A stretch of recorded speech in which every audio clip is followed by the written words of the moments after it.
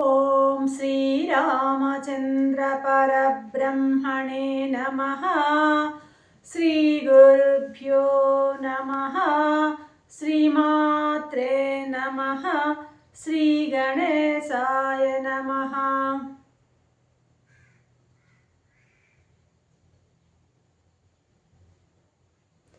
ప్రియ ఆత్మబంధువులారా, యోగ వాసిష్టం నిర్వాణ ప్రకరణము 482వ భాగం.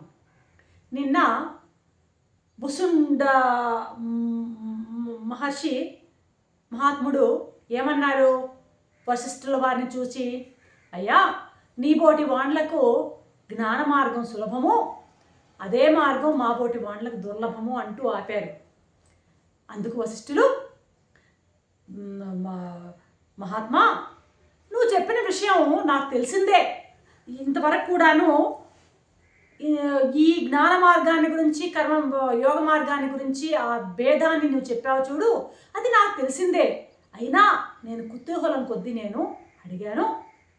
సరే, బహుకాల జీవనం చేసేటువంటి తమరు, సర్వ సందేహాలు తొలగించేటువంటి సమర్థునైనటువంటి మిమ్మల్ని నేను మరొక్క ప్రశ్న వేస్తున్నాను. అదేంటి అంటే, నిన్న మీరు అన్నారు ప్రాణచింత అన్నారే, ఆ ప్రాణచింత అంటే ఏమిటి? యథార్థంగా నాకు వివరించండి అంటున్నారు వశిష్ఠ మహర్షి. దానికి భుసుండు, ముని, మీరు సర్వ వేదాంతవేత్తలు, సకల వేదాంత శాస్త్రాల యొక్క సూక్ష్మాలు ఎరిగినటువంటి మహాత్ములు మీరు. అదేవిధంగా సర్వ సంశయనాశకులు, ఎవరికి ఎటువంటి సంశయాలు వచ్చినా కూడాను వాటిని నివృత్తి చేయగలిగినటువంటి శక్తి కలిగినటువంటి జ్ఞానులు మీరు. కాకినైనటువంటి నన్ను ఏదో పరిహాసం కొద్దీ, ఏదో నవ్వులాటలాగా ఉంది ఇలా నన్ను ప్రశ్నించడం తమరు. సరేలే, ఇలా ప్రశ్నోత్తరాల వల్లనే కదా మీ సమక్షంలో మనం ఆ విషయాల గురించి చర్చ వస్తుంది, ఆ విషయాల గురించి ఆలోచించేటువంటి అవకాశం కూడా ఈ విధంగా నాకు నెరవేరిందేమోలే, అంతా మంచిదేలే అంటూ చెప్తున్నారు భగవాన్. ఈయన ఒక శరీరాన్ని ఒక వింతైనటువంటి పోలికతో పోలుస్తున్నారు అన్నమాట. ఇప్పటివరకు మన శరీరాన్ని రకరకాల పోలికలతో చూసాం యోగ వాసిష్టంలోనే. ఈ బుసుండ మహాత్ముడు మరొక విధంగా శరీరాన్ని వివరిస్తున్నాడు అనమాట, వర్ణిస్తున్నాడు అనమాట. అన్నాడు, భగవాన్, మనోజ్ఞమైనటువంటి ఈ దేహం అనేది ఒక గృహము, ఒక ఇల్లు అనుకోండి. దీనికి కఫం, వాతం, పిత్తం అనేటువంటి 3 స్తంభాలు ఉన్నాయట ఈ ఇంటికి. పుర్యష్టకం అనేటువంటి భార్య, గృహిణి ఎవరు ఇందులో అంటే, పుర్యష్టకం అంటే లింగ శరీరం. పుర్యష్టకం ఏదైతే ఉందో అది భార్యలాగా ఉంది ఈ శరీరానికి. పంచతన్మాత్రలు, శబ్ద, స్పర్శ, రూప, రస, గంధాలు ఏవైతే ఉన్నాయో అవి బంధుజనులు. అహంకారం అనేటువంటి గృహస్థు, పుర్యష్టకము భార్యట, అహంకారం అనేటువంటి గృహస్థట. గృహస్థు ఎవరంటే అహంకారం అట. వీడు ఈ గృహస్థు, అహంకారం అనేటువంటి గృహస్థు చేత ఈ గృహం అన్ని విధాలా పరిపాలింపబడుతుంది. దీనికి చెవులున్నాయి ఈ దేహానికి, ఎట్లా చెక్కిలాల్ లాంటి చెవులు అంట. చెక్కిలాల్ లాంటి చెవులు ఉన్నాయే, ఇవి ఈ శరీరానికి పై మేడలట ఇవి. ఇక కేశాలు ఉన్నాయే, వెంట్రుకలు, ఇవట తృణాలట. ఈ కేశాలు అనేటివి ఆచ్ఛాదిస్తూ ఉన్నాయట ఈ శరీరాన్ని. శరీరం మొత్తటిని ఈ కేశాలు కప్పి ఉంచుతున్నాయట. ఈ ఉన్నాయే నేత్రాలు, ఈ కళ్ళు పెద్ద గవాక్షాలంట, కిటికీలట ఈ కళ్ళు, విశాలమైనటువంటి గవాక్షాలట ఇవి. దీని ప్రధాన ద్వారం ఏది అంటే ఈ ముఖమట. ఈ ముఖం వచ్చి ప్రధానమైనటువంటి ముఖ్యమైనటువంటి ద్వారం అన్నమాట. ఈ దంతాలు ఉన్నాయే, ఇవి ఎలాంటివంటే తోరణాలట. ఇవి దంతాలు అనే తోరణాలతో అలంకరించబడిందంట ఈ యొక్క గృహం అనేటువంటి శరీరం. ఈ భుజ పార్శ్వాలు ఉన్నాయి చూసారా, ఇవి ఏదంటే ఉపమందిరాలంట, గెస్ట్ హౌస్లట, ఇవి బయట మందిరాలట. ఇకపోతే పోస్ట్ మ్యాన్లు ఉన్నారు, ద్వారపాలకులు ఉన్నారు 5 మంది. శబ్ద, స్పర్శ, రూప, గంధాలనేటువంటి వాసనలు తీసుకొచ్చి లోపల పడేటువంటి ఆ ద్వారపాలకులు అంటే జ్ఞానేంద్రియాలు ద్వారపాలకులు అంట. ఈ లోపల ఉన్నటువంటి ఆత్మ యొక్క ప్రకాశంతో, అంటే ఇంట్లో లైట్లు ఉండాలి కదా, ఏ లైట్లతో ఇది వెలుగుతుంది అంటే ఆత్మ ప్రకాశంతో ఇది వెలుగుతూ ఉన్నదట. దీని యజమాని ఎవరన్నా అహంకారం అనమాట. ఎక్కడ ఉంటాడంటే వరండాలో ఉంటాడట. వరండా ఏది అంటే ఈ నేత్రాలు అనే వరండాలో తిరుగుతూ ఉంటాడట వాడు ఆ యజమాని. ఇకపోతే ఇల్లంతా శుభ్రంగా అలికి ఉన్నదట. అలకడానికి వాడినటువంటి పేడ, నీరు, మట్టి ఏదంటే రక్త, మాంసము, మజ్జ మొదలైందంట. ఆ రక్తము, మాంసము మొదలైన వాటితో, మాంసం అనే పేడతో, రక్తం అనే నీటితో కలిపి అలిగి పెట్టి ఉందట ఈ గృహం అనేటువంటి ఈ ఇల్లు. ఇంకా గృహం కట్టడానికి కట్టెలు కావాలి, వెదురు కర్రలు. అవేంటంటే అస్తులు, లోపల ఉన్నటువంటి ఎముకలే దీనికి అస్తులట. నరాలే తాళ్ళట.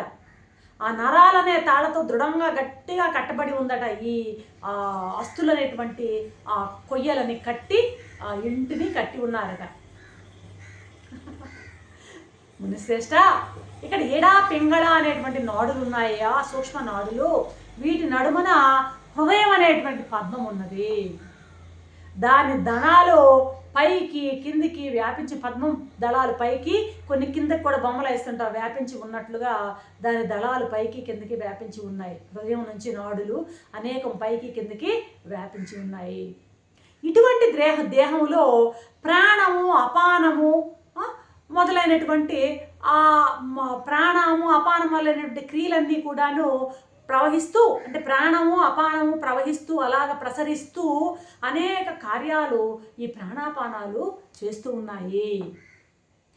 ఈ గృహంలో ప్రసరించేటువంటి ప్రాణాపానాలని, ప్రాణము ప్రాణాపానాలని ఎవరైతే వశం చేసుకుంటాడో, కంట్రోల్ చేసుకుంటాడో, రెగ్యులేట్ చేస్తాడో దాన్ని, వాడు మంచి స్థితిలో ఉంటాడు.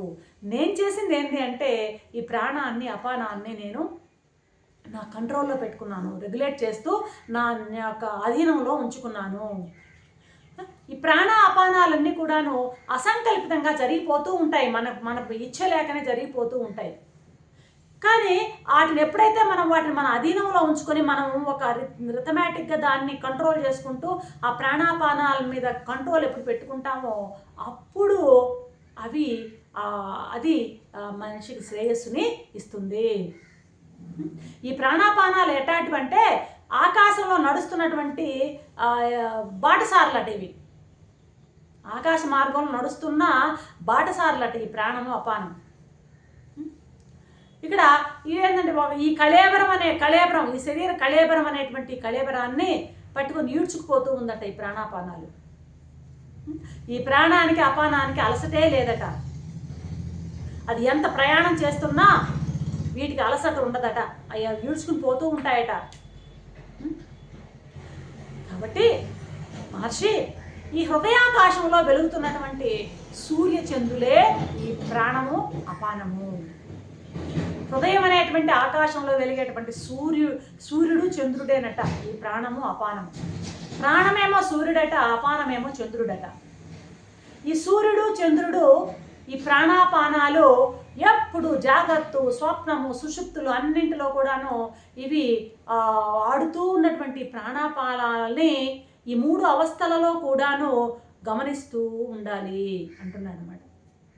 అప్పుడు అవి క్రమంగా గమనించే కొద్దీ అవి క్రమంగా తగ్గుతూ వాటి యొక్క తీవ్రత తగ్గి కుంభకంలో చేరిపోతాయట. కుంభకం అంటే శ్వాస ఆపడం అన్నమాట. అప్పుడు ఆ కుంభకాన్ని అలాగే అనుసరిస్తూ పోతే, దానిలో అలాగే ప్రతిష్టగాన చెందగలిగితే అటువంటి వాళ్ళు ఎంతకాలమైనా జీవించగలరు, వాళ్ళకి ఎంతకాలమైనా ప్రాణం నిలిచి ఉంటుంది. అర్థమవుతుందా? ఆ జీవితం కొనసాగుతూ పోతుందట.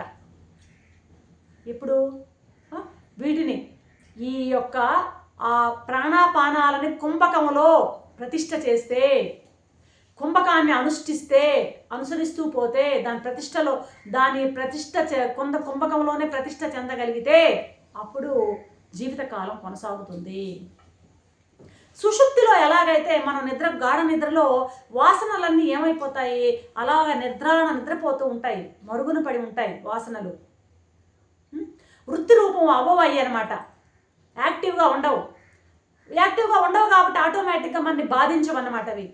ఎలాగైతే సుషుప్తిలో వాసనలు అలా అణిగి ఉంటాయో అలాగే ఈ సమాధి కుంభకం దశలో సమాధి దశలో కూడా వాసనలు పూర్తిగా లయమై ఉంటాయి.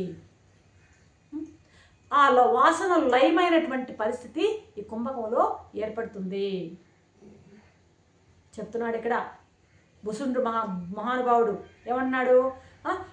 మన ప్రాణమట సంచరిస్తూ ఎంత ప్రాణము ఎంత దూరం సంచరిస్తుందంటే 12 అంగుళాల మేరకు సంచరిస్తుందట ప్రాణం. ప్రాణం అంటే ఏంటి? వదిలే గాలి ప్రాణం అంటారు. ఆ వదిలే గాలి 12 అంగుళాల మేరకు ఉంటుందట. అపానం ఏంటంటే లోపలికి పోయేదాన్ని అపానం అంటారు. అపానం లోపల సంచరిస్తూ ఉంటుందట. అపానం లోపలికి వెళ్ళిపోతుంది. లోపలికి వెళ్ళే అపానము లోపలికి వెళ్ళేది ఏదంటే దాన్ని ఏమంటారంటే అపానం అంటారు. వెలుపలికి వచ్చేదాన్ని ఏమంటారంటే ప్రాణము అంటారు. మనం ఏమంటాం? ప్రాణం అంటే లోపలికి పీల్చుకోవడం అనుకుంటాం. కాదు, వెలుపలికి వదిలేదాన్ని ప్రాణము, లోపలికి పీల్చుకునేది అపానం అన్నమాట. అపానవాయువు. అర్థమైందా? కాబట్టి ఈ డైరెక్షన్స్ మార్చుకుంటూ ఉంటాయంట.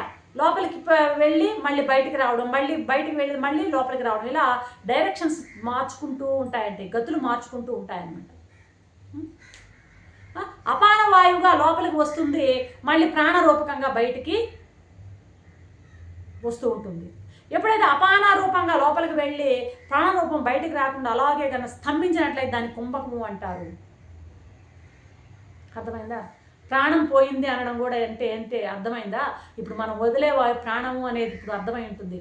వెళ్ళిపోయిన ప్రాణం మళ్ళీ లోపలికి ఇంకా రాదు, అయిపోయింది, ప్రాణం పోయింది, ప్రాణం వచ్చింది ఇంక పోయింది ఇంకా అంటారు. ఇంకా వాడు శవమే అన్నమాట. సరే, కొనసాగింపుని రేపటి ఎపిసోడ్లో చూద్దాం. అంతవరకు సెలవు. సర్వం శ్రీరామచంద్ర చరణ అరవింద.